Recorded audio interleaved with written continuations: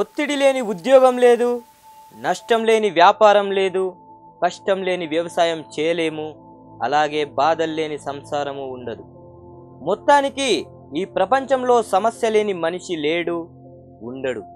కాబట్టి ఇవన్నీ కొన్ని విషయాల్లో కాంప్రమైజ్ అయ్యి కొన్ని విషయాల్లో కాకుండా వాటిని జయించే వరకు సాధించాలి. అవన్నీ సాధిస్తేనే జీవితం. మన జీవితంలో అనుభవాలు నేర్పే ఎన్నో పాఠాలు చదవాల్సి ఉంది, చదివినవి ఉన్నాయి. అటువంటి అనుభవం నేర్పిన పాఠాలకు విలువ ఎక్కువ. ఎవరైనా మనకు మంచి మాటలు చెప్తే వాటిని మనం ఆచరిస్తూ వాటిని ఇతరులకు చెప్తే ఆ మాటలకు ఆదరణ ఎక్కువగా ఉంటుంది. అలాగే మనం ఏ పన్నైనా కష్టంగా కాకుండా ఇష్టంతో చేస్తే ఆ పనులు తొందరగా పూర్తవుతాయి.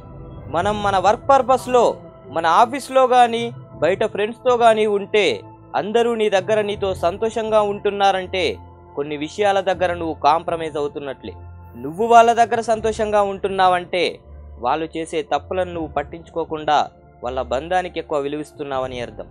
నేను కొన్ని మనం ఎప్పటికీ గుర్తుంచుకోవాల్సిన మాటలు చెప్తాను, వినండి.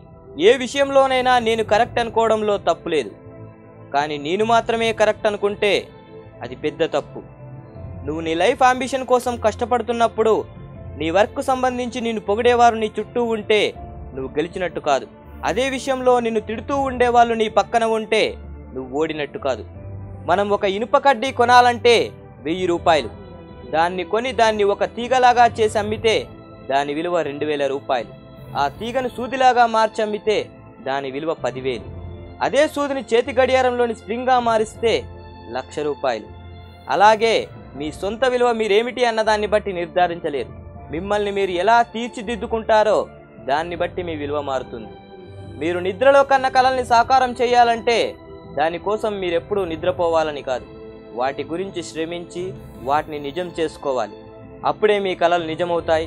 అప్పుడే 10 మంది మనతో ఉండాలి అనుకుంటారు. తేనె చెట్టులో తేనె ఉంటేనే తేనెటీగలు వాళ్తాయి.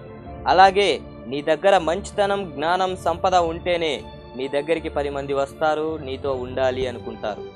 మనం ఏదైనా ఒక మంచి పని చేసి అది 10 మందికి తెలియాలి అని మనది మనం మంచి జ్ఞానం కలిగిన వాళ్ళమని నిరూపించుకోవడానికి ప్రయత్నిస్తాం.